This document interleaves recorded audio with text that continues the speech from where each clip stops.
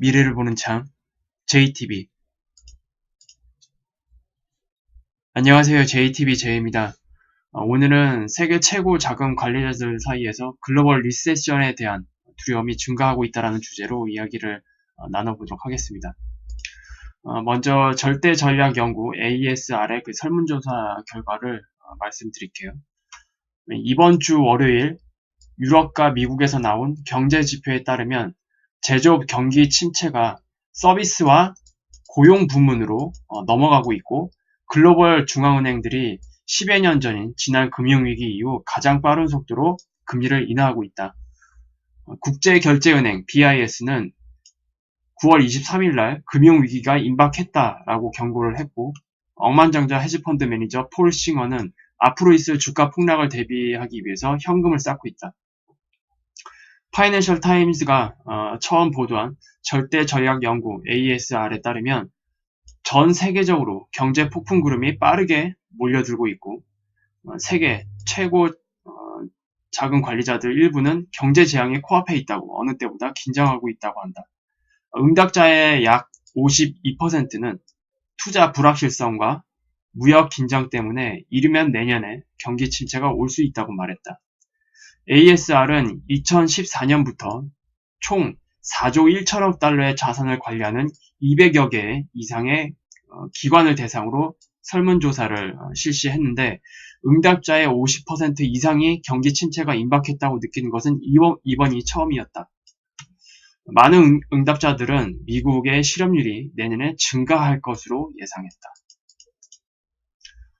그 설문조사 내용을 이제 보자면, 밑에 보이는 이게 밝은 하늘색, 이게 바로 이제 응답자의 설문조사 결과입니다. 글로벌 리세션이 지금 2014년 이후 이 설문조사 계속 진행이 됐는데, 이 50이 넘었던 적은 지금이 처음이라고 하네요. 그래서 지금 여기 보시면 알겠지만, 여기서 자금을 운영하는 이 사람들, 그러니까 대부분 다 기관 대상이죠. 기관이나 뭐 헤지펀드들, 그런 사람들이 대상일 텐데, 여기 이 사람들이 굴리는 자금이 무려 4조 1천억 달러입니다. 지금 미국 연준의 대차 대조표보다도 많은 규모의 자금을 굴리는 사람들이에요. 그러니까 사실상 스마트머니를 운영하는 사람이라고 보시면 될 것 같습니다. 그 사람들의 52% 정도가 내년에 이제 경기 침체가 올 수 있다고 이제 말을 한 겁니다.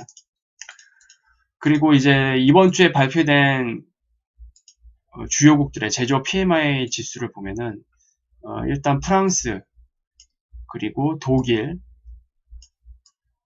그리고 이제 유로존 전체 PMI 지수를 보면은 굉장히 나쁘게 나왔습니다. 특히 독일의 제조업 구매관리 지수는 정말로 최악입니다.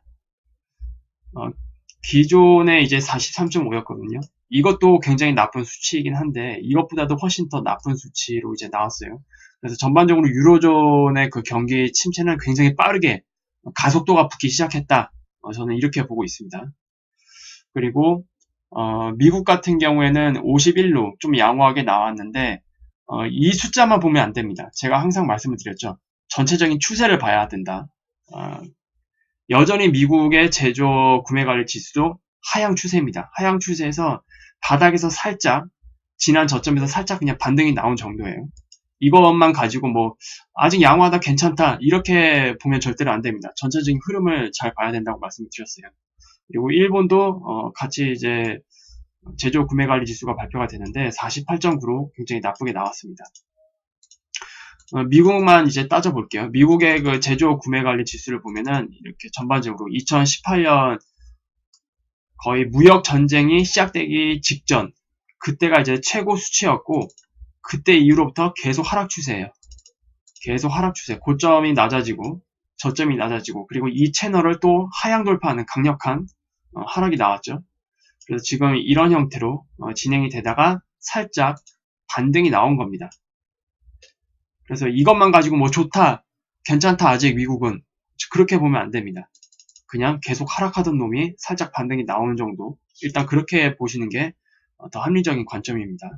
그리고 전 세계 주요 제조업 PMI 차트를 조금 다 합쳐서 보면 전반적으로 2017년 후반기 그때 이제 탑을 찍었던 유로존이 있고, 그리고 2018년 초에 이제 탑을 찍었던 데가 이제 미국입니다.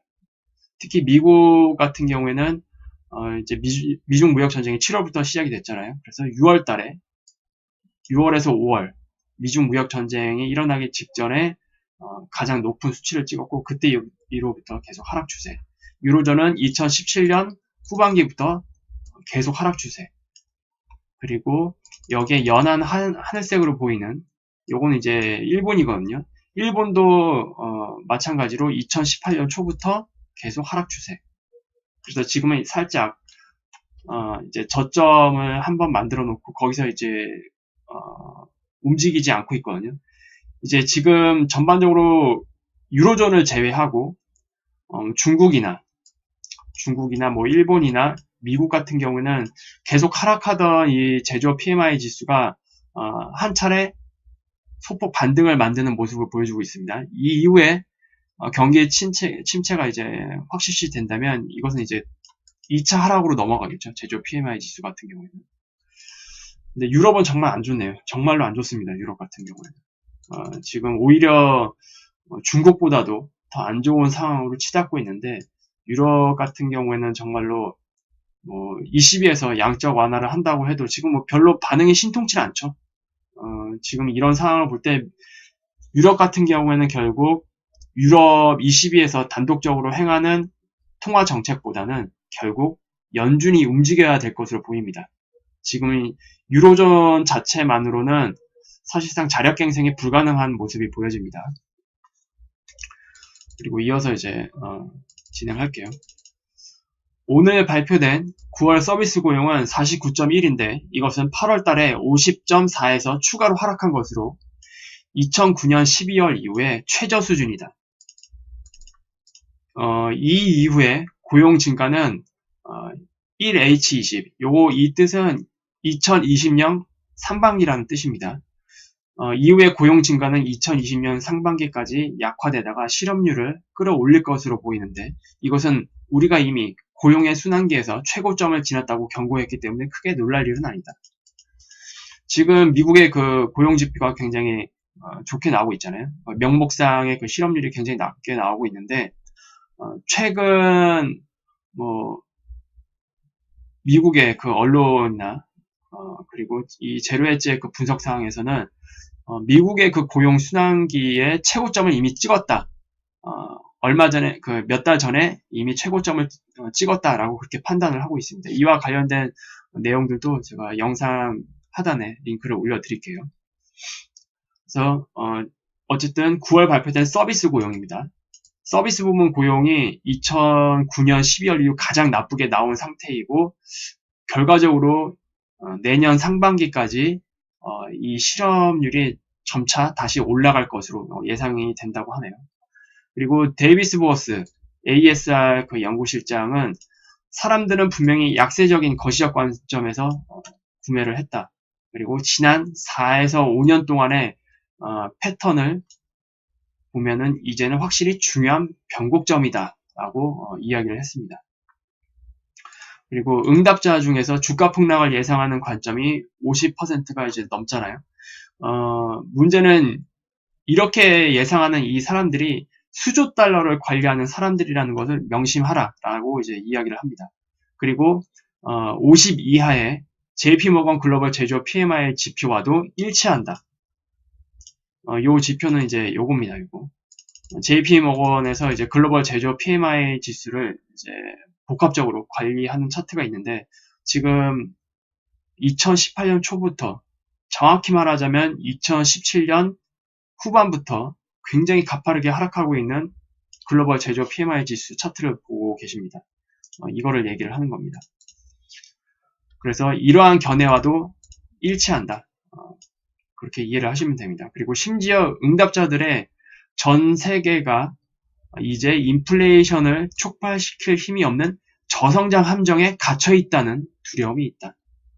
이건 뭐 계속 이전에도 제가 말씀을 드렸죠. 앞으로 우리 세계는 통화 시스템이 완전히 바뀌고 그리고 완전한 4차 산업 시대로 넘어가기 직전까지는 계속 저성장 국면으로 진행될 가능성이 높다라고 제가 말씀을 드렸는데 지금 수조 달러를 관리하는 이 사람들도 역시 그렇게 보고 있다는 뜻입니다. 불안과 두려움에도 불구하고 응답자들은 여전히 주식들이 다음 해 동안 채권 수익률을 능가할 것이라고 믿고 있습니다. 뭐 채권 수익률이 계속 떨어지고 있죠. 채권 수익률이 계속 떨어지고 있고 뭐 안전자산이긴 하지만 그럼에도 불구하고 주식들이 채권 수익률보다는 능가할 것이다 라고 보고 있는데 이거는 누구에게나 해당되는 일이 아니고 결국 개인 능력이겠죠. 이거는 뭐 저도 그렇게 생각을 합니다. 하지만 대부분 1년 뒤 주가가 더 오를 확률은 50%도 안 된다고 응답했다. 이거는 뭐 앞서 말씀드린 이 내용과도 그냥 일맥상통하는 얘기입니다. 주가 폭락을 예상하는 관점이 지금 응답자들 중에서 50%가 넘는다. 이것과 이제 비슷한 맥락의 내용이라고 보시면 돼요. 그리고 ASR의 그 조사에 따르면 응답자들은 중앙은행들이 파격적인 통화정책으로 세계를 다시 살릴 수 있기를 바라고 있다. 바우어스는 그들은 최대한의 수비를 펼치지 못했다. 이거는 이제 지금을 얘기하는 거예요. 그는 사람들은 귀갑부대가 경기부양책을 마련하기 위해 빨리 올 것이라고 생각하고 있다. 이거는 이제 약간 은유적으로 표현한 내용인데 여기서 말하는 귀갑부대는 바로 이걸 말하는 겁니다. 파격적인 통화정책. 그러나 이달 초 22로부터 알게 된 바와 같이 통화정책 여력이 매우 줄어들었다. 경기 침체가 현실화될 경우 통화정책은 도움을 필요로 할 것이며 적어도 아직 움직일 수 있는 여지가 있는 나라들의 재정정책을 현명하게 사용하는 것에서 출발한다. 그러니까 22 자체만으로 지금 뭐 어떻게 뭐 할 수 있는 상황이 아니고 결국엔 22도 아직 통화정책을 과감하게 실행할 수 있는 그런 여력이 있는 중앙은행들의 재정정책에 기댈 수밖에 없을 것으로 보여집니다. 이제 그것들을 이제 같이 연관지어서 생각하시면 돼요. 그리고 응답자들은 여기서 또 한 번 나옵니다. 극단적인 통화정책만이 지금의 이런 어리석은 상황을 구해줄 것이라고 확신한다. 여기서 말하는 지금의 어리석은 상황은 바로 이런 것들입니다. 특히 22에서 지금 진행하고 있는 통화정책들.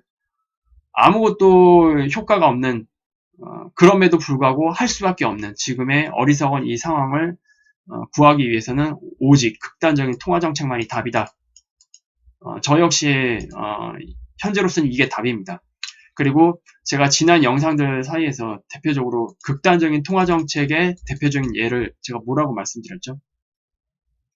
일단 뭐 제로금리는 뭐 기본 베이스고요. 제로금리는 기본 베이스고 엄청난 수준의 양적 완화. 여기에는 뭐 채권 매입뿐만이 아니라 다른 여러 자산들까지도 매입을 해야 됩니다. 여긴 뭐 회사채도 같이 들어가 있고요. 그리고 심지어 주식도 포함이 될 수도 있다. 제가 그렇게 말씀을 드렸었죠. 다 이런 것들이 극단적인 통화 정책의 예시입니다. 그래서 지금 ASR에서 진행했던 설문조사를 기반으로 해서 내용을 말씀을 드렸고요. 지금 오늘 시장을 보니까 제가 저번 주 금요일날 말씀드렸듯이 이번 주 중으로는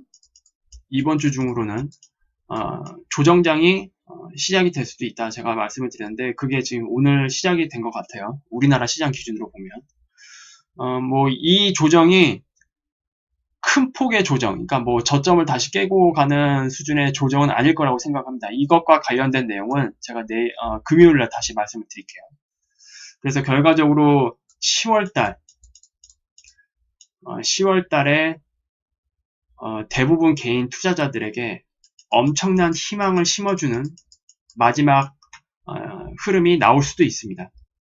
그리고 대부분의 그 기관이 여태까지 매입해왔던 그런 물량들을 개인들이 다 받아갈 가능성이 굉장히 좀 높다고 보여집니다. 이 흐름은 계속 지켜보도록 할게요. 그리고 지금 미중 무역 협상에 대해서 원래 다음 주에 고위급 협상이 예정되어 있었는데 이게 다시 밀렸습니다. 2주 뒤로 밀렸어요. 문은신이 발표를 했습니다. 그래서 2주 뒤에 미중 고위급 협상이 예정이 되어 있습니다.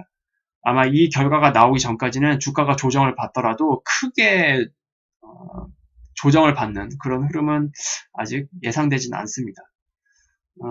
일단 트럼프가 갑자기 지금 다시 강경 발언으로 돌아섰죠. 지금 어제 유엔 연설에서도 중국을 굉장히 비난을 하는 그런 연설을 보여주면서 미중 무역 협상에 대해서 다시 전망이 어두워지고 있는 상황이고, 이것 때문에 10월 FOMC 연방기금 금리 선물 시장을 보면은 다시 한번 0.25% 금리 인하가 거의 60%에 도달을 했습니다. 이런 것들이 지금 시장에 지금 어떤 분위기로 가고 있는지를 잘 이해를 하실 수가 있고, 그리고 지금의 상황 때문에 금과 은 차트에서도 반등 파동이 나오고 있어요.